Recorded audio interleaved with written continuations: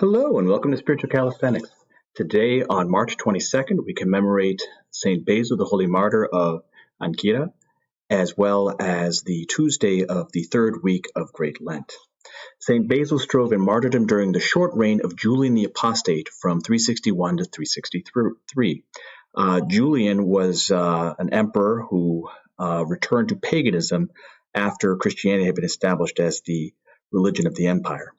The saint was denounced as a Christian to Saturninus, governor of Ancyra, who, when Basil would not deny Christ, had him hanged from a post and scraped on his sides, then beaten and cast into prison. A few days later, when Julian himself came through Ancyra, the saint was brought before him and was asked to deny Christ, whom he rather confessed the more. Julian then had strips cut in his flesh, so that they were left hanging from his body in front and in back. The valiant martyr tore one of these strips off his body and cast it into Julian's face. At this, Julian commanded that iron spits be heated fiery hot. St. Basil's belly, his back, and all his joints were pierced with them, and he received the crown of martyrdom. As a sharer of the ways and successor to the throne of the apostles who inspired of God, you found discipline to be a means of ascent to divine vision. Wherefore, having rightly divided the word of truth, you did contest the faith even unto blood. O higher martyr Basil, intercede with Christ our God, that our souls be saved.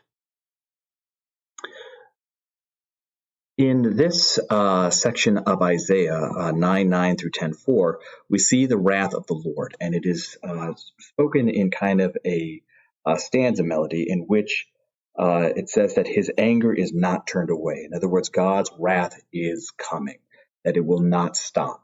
Thus says the Lord, and all the people who will know, Ephraim and the inhabitants of Samaria, who say in pride and in arrogance of heart, the bricks have fallen, but we build with dressed stones. The sycamores have been cut down, but we will put cedars in their place. In other words, the people that have taken down the Israelites, they're saying, we're going to take down all of your buildings and all your plants, and we're going to build up our own to show that we are mightier than you. So the Lord raises adversaries against them and stirs up their enemies. The Syrians in the east and the Philistines in the west devour Israel with open mouths. For all this his anger is not turned away, and his hand is stretched out still. The Lord, people did not turn to him who smote them, nor seek the Lord of hosts. So the Lord cut off from Israel head and tail, palm branch and reed in one day. The elder and honored man is the head, and the prophet who teaches lies is the tail. For those who lead this people lead them astray, and those who are led by them are swallowed up. In other words, all the people of Israel during this time period have completely lost their way. The rulers, the prophets are completely off. They're not following God at all. And so the Orthodox Study Bible tells us of this section, the prophet warns of God's judgment against Israel's pride and arrogance, its elder and prophets who teach lawlessness, its self-destruction through civil conflicts, and its judicial leaders. This section is laid out in 4 stanzas separated by the refrain repeated, his anger is not turned away. Therefore the Lord does not rejoice over their young men, and has no compassion on their fatherless and widows. For every one is godless and an evildoer, and every mouth speaks folly. For all this his anger is not turned away, and his hand is stretched out still. For wickedness burns like fire. It consumes briars and thorns. It kindles the thickets of the forest, and they roll up upwards in a column of smoke. Through the wrath of the Lord of hosts, the land is burned, and the people are like fuel for the fire. No man spares his brother.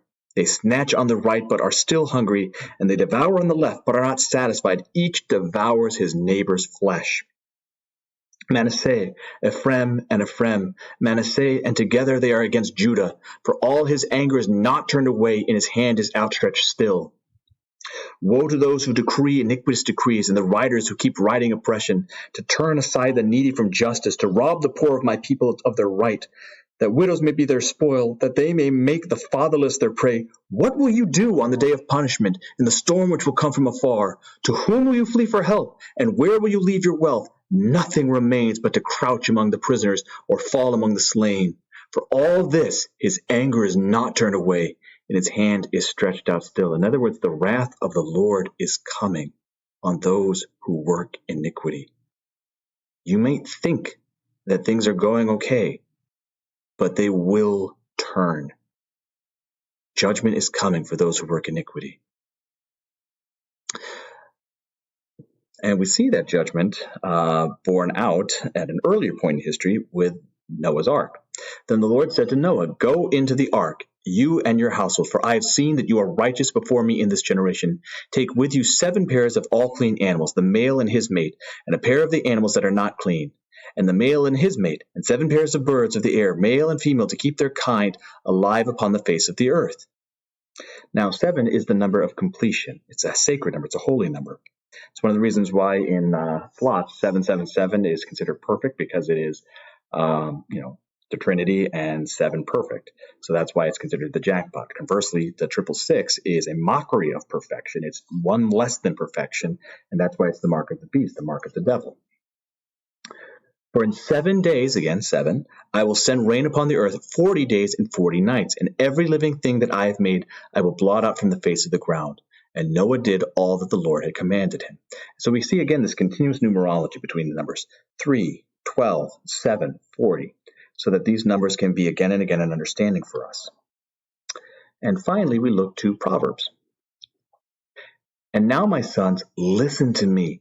Happy are those who keep my ways. Hear instruction and be wise, and do not neglect it.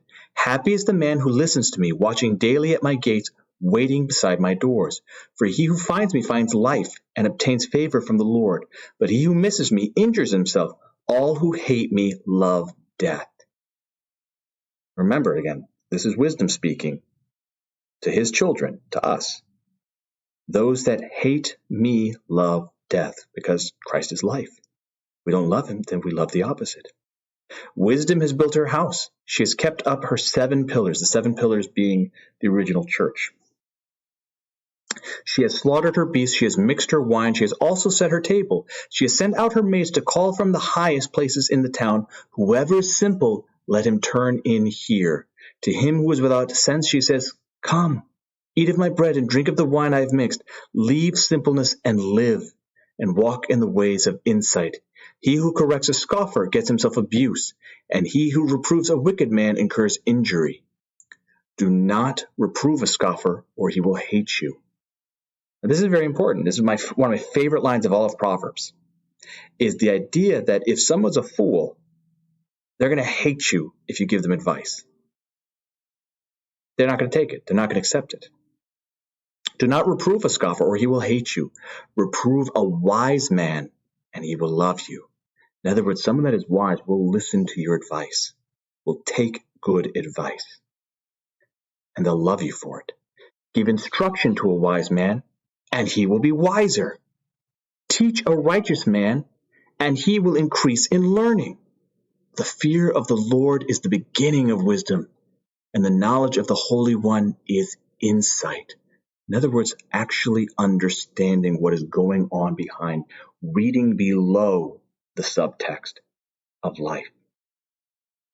"For by me your days will be multiplied, and years will be added to your life." We will obtain eternity when we are actually able to understand our God at his core, in his love. I hope that you've enjoyed today's spiritual calisthenics. A blessed and beautiful day.